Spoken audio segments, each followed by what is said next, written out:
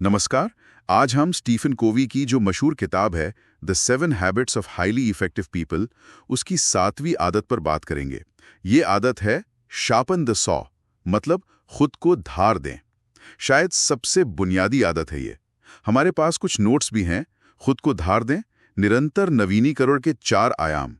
तो हम इन्हीं से समझने की कोशिश करेंगे कि लंबे समय तक असरदार बने रहने के लिए ये रिन्यूअल क्यों इतना जरूरी है।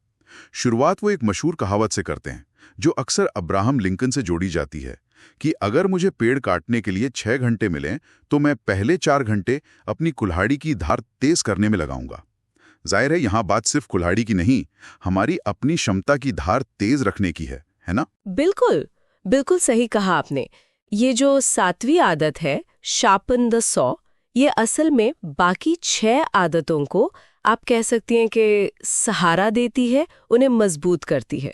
इसका जो मूल विचार है वो यही है कि अगर लंबे समय तक प्रभावी बने रहना है तो हमें नियमित रूप से खुद को सिर्फ आराम नहीं देना है, बल्कि बेहतर बनाना है, रिचार्ज करना है।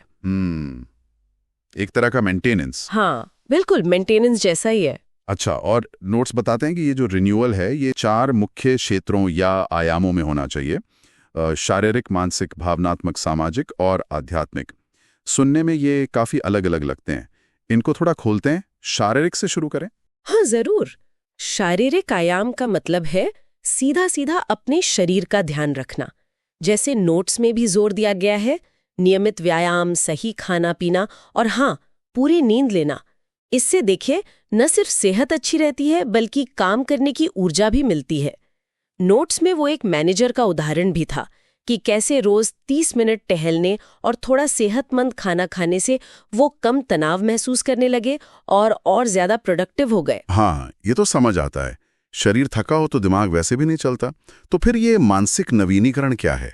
क्या नोट्स बताते हैं कि ये सिर्फ पढ़ना ही है या कुछ और भी है इसमें? नहीं, सिर्फ पढ़ना नहीं, बल्कि दिमाग को आप कह सकते हैं एक्टिव रखना। इसमें पढ़ना तो है ही, पर नई चीजें सीखना, योजना बनाना, लिखना, यहाँ तक कि पहेलियां सुलझाना भी इसमें आ सकता है। लक्ष्य यह है कि सोच साफ रहे, तेज रहे और रचनात्मकता बढ़े।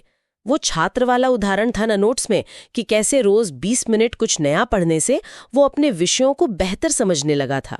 अच्छा, तो शारीरिक और मानसिक, ये तो एक तरह से हमारे अंदरूनी इंजन हो गए, है ना? फिर ये जो तीसरा है, भावनात्मक या सामाजिक आयाम, ये किस बारे में है? ये बाहरी दुनिया से ज्यादा जुड़ा लगता है। बिल्कुल, ये हमारे रिश्तों और दूसरों के साथ हमारा जो व्यवहार होता है उससे जुड़ा है। इसमें क्या आता है? जैसे दूसरों की बात ध्यान से सुनना, उनका आभार जताना, दूसरों की मदद करना और अपने रिश्तों में विश्वास और ईमानदारी बनाए रखना। इससे मन शांत रहता है और रिश्ते भी मजबूत होते हैं। वो टीम लीडर वाला उदाहरण था नोट्स में, कि कैसे अपनी टीम की तारीफ करके और उनसे जुड़कर वो टीम का भरोसा और हौसला बढ़ाते हैं। और चौथा आयाम, आध्यात्मिक, इसका मतलब क्या है? क्या इसका धर्म से कोई सीधा लेना देना है या ये कुछ और है? देखिए, नोट्स के हिसाब से इसका संबंध धर्म से हो भी सकता है और नहीं भी। ये जरूरी नहीं है। ये असल में अपने मूल्यों से, अपने जीवन के मकसद से जुड़ने के बारे में है। इसके तरीके बहुत अलग अलग हो सकते हैं।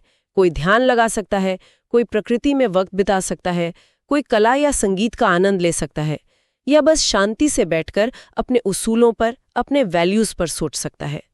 वो जो उद्यमी का उदाहरण था कि रोज सुबह 10 मिनट शांत बैठकर और कुछ लिखकर वो दिन के लिए ज्यादा केंद्रित महसूस करती हैं। तो ये 4 हो गए, शारीरिक, मानसिक, भावनात्मक और आध्यात्मिक। और शायद सबसे दिलचस्प बात जो नोट्स में लगी वो ये है कि ये चारों अलग अलग नहीं हैं, ये एक दूसरे से गहरे जुड़े हुए हैं। जैसे गाड़ी के 4 पहिए होते हैं ना, नोट्स यही कहते हैं कि एक में भी हवा कम हुई तो पूरी गाड़ी डगमगाने लगती है। किसी एक को नजरअंदाज करने का असर बाकी सब पर पड़ता है। हाँ बिल्कुल। ये तो मतलब महज आदत नहीं हुई, ये तो पूरे सिस्टम को चालू रखने वाला तेल है। आपने बिल्कुल सही पकड़ा। संतुलन ही कुंजी है यहाँ। कोवे इसे निरंतर सुधार या कॉन्टिन्यूअस इम्प्रूवमेंट का चक्र कहते हैं। वो कहते हैं आप अपनी परफॉर्मेंस के साधन हैं और अपनी आरी तेज करने का मतलब है अपनी सबसे बड़ी संपत्ति यानी खुद को सहेजना और बेहतर बनाना। ये सिर्फ थकान मिटाना नहीं है, ये अपनी क्षमता को लगातार बढ़ाते रहना है। तो फिर इसको असल जिंदगी में कैसे उतारा जाए, मतलब रोजमर्रा की जिंदगी में? क्या नोट्स में कुछ छोटे प्रैक्टिकल कदम बताए गए हैं? हाँ, कुछ सुझाव हैं जो रोज भी किए जा सकते हैं और हफ्ते में भी। जैसे रोजाना के लिए शायद 20 मिनट टहलना, ये शारीरिक हो गया। कुछ पन्ने पढ़ना या कुछ नया सीखना, ये मानसिक। किसी एक जानने वाले से ठीक से बात करना या किसी का शुक्रिया अदा करना, ये भावनात्मक। और 5-10 मिनट शांत बैठना या सोचना, ये आध्यात्मिक। अच्छा, छोटे छोटे कदम। हाँ, और साप्ताहिक तौर पर क्या कर सकते हैं? अगले हफ्ते की थोड़ी योजना बनाना, किसी दोस्त या परिवार वाले से मिलना, शायद प्रकृति में जाना या अपने बड़े लक्ष्यों पर थोड़ा गौर करना। ये छोटे छोटे कदम मिलकर ही बड़ा फर्क लाते हैं। देखिए, तो कुल मिलाकर ये जो खुद को धार देना है या शार्पन द सॉ, ये कोई लग्जरी नहीं है, बल्कि ये तो लंबे समय तक प्रभावी, ऊर्जावान और हाँ, संतुलित रहने के लिए जरूरी निवेश है। ये वो आदत है जो बाकी सभी आदतों को जिंदा रखती है, उन्हें ताकत देती है। बिल्कुल। और इस बातचीत को समेटते हुए एक विचार शायद सोचने के लिए छोड़ा जा सकता है।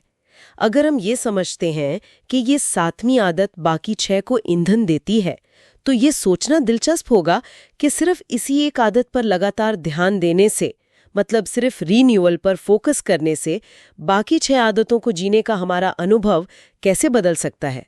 जैसे सक्रिय होना, लक्ष्य तय करना, प्राथमिकता देना।